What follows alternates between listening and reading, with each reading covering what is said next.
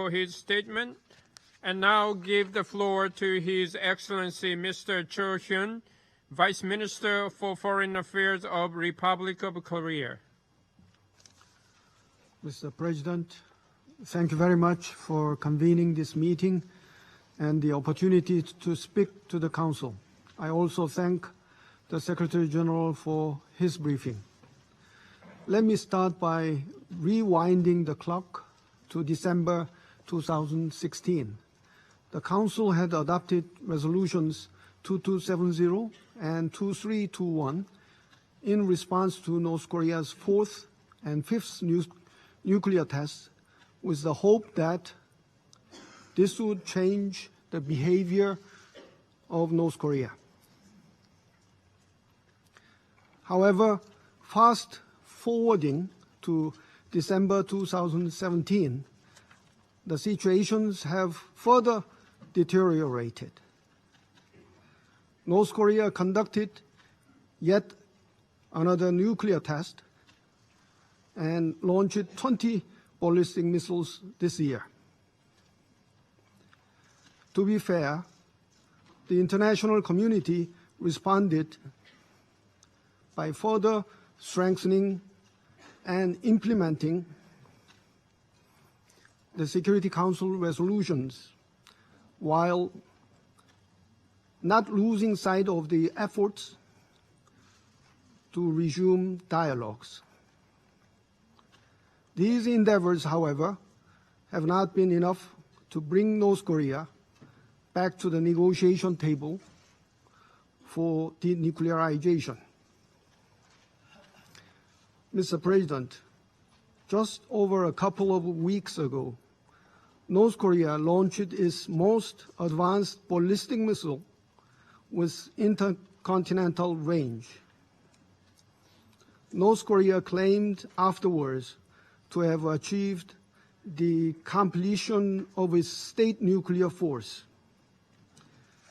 Amid diverging assessment, what is certain is that North Korea is indeed in the final stages of nuclear weaponization. If completed, it will fundamentally alter the security landscape in the region and beyond. Many commentators point out that it will aggravate tension in the already heavily militarized region and even worry about the risk of nuclear proliferation to rogue states and non-state actors. North Korea also threatens to shatter the foundation of international non-proliferation regimes and continues to inflict lasting harm on its own people. The international community, now more so than ever, must grasp the gravity and urgency of the North Korean threat and find ways to halt its nuclear program and bring it back to the path of denuclearization. Mr. President, what matters more now is not a mere assessment of the North Korean threat, but rather our united will and firm action against this regime. North Korea is fiercely waging a battle of wills against the international community. It wants to be recognized as a nuclear weapon state on its own terms and conditions. Our answer should be absolutely no. We should not be coerced by North Korea's continuing provocations, but rather uphold our principles while firmly responding to its reckless behaviors. At the same time, we should not be provoked into conflict, nor should we shut the doors of dialogue and peace. Our common goal is the complete, verifiable, and irreversible denuclearization of North Korea in a peaceful manner. In this context, I would like to underscore that 2018 Pyeongchang Winter Olympic Games should be an Olympic for peace. My government urges North Korea to join the Olympic Games and to seize this opportunity for dialogues. North Korea is also waging a battle of actions against the international community. Time and again, North Korea has found and taken advantage of the loopholes in the Council resolutions. North Korea has preyed on the weak links of the international community. The sanctions are not an end in themselves and are not meant to bring down North Korea, but to bring it to the negotiation table for denuclearization. However, we are to bring the unwilling North Korea back to the table. We must fill in all gaps identified in the implementation of the resolutions.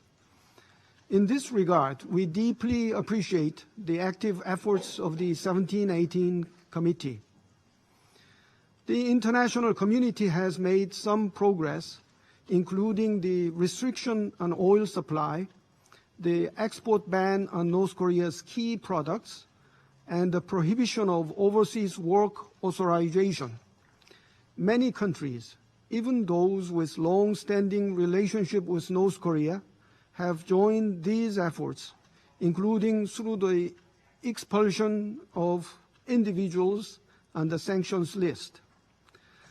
The record high number of submissions of implementation of reports for resolutions 2270 and 2321 is a testimony to the enhanced awareness of the international community regarding the North Korean threat. However, in our race against North Korea, we need to do more, way more. North Korea's evasive tactics are becoming more sophisticated, and this regime continues to exploit all weak links. In fact, the Republic of Korea has been actively cooperating with its partners to identify and stop North Korea's attempts to evade sanctions and seek alternative routes to sell coals and other banned products, and to illegally import oil. Let me emphasize that none of us should become that weak link, and that none of us should condone groups and individuals who assist North Korea's defiance against this Council. In this regard, sharing best practices against North Korea's evasive tactics would be helpful in closing the loopholes. Mr. President, I began my remarks by recalling how we ended the year 2016 and how North Korea defiantly continued its series of provocations in 2017. We cannot afford to sit again at the end of 2018 and feel as if it were a deja vu of 2017, regretting our business as usual approach.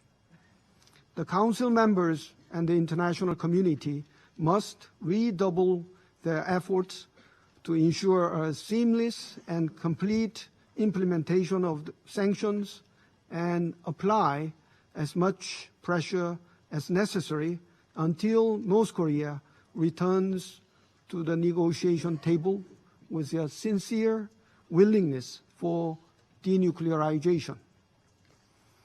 With a sense of urgency, we should make North Korea perceive without a doubt that it will pay heavily for its provocations, that it will never be accepted as a nuclear weapon state, and that dialogue for denuclearization is the only viable option. The Republic of Korea reaffirms its solid commitment to achieve the denuclearization of North Korea and the establishment of permanent peace on the Korean Peninsula. We will work closely with all countries to this end. Thank you. His Excellency Mr. Cho for his statement.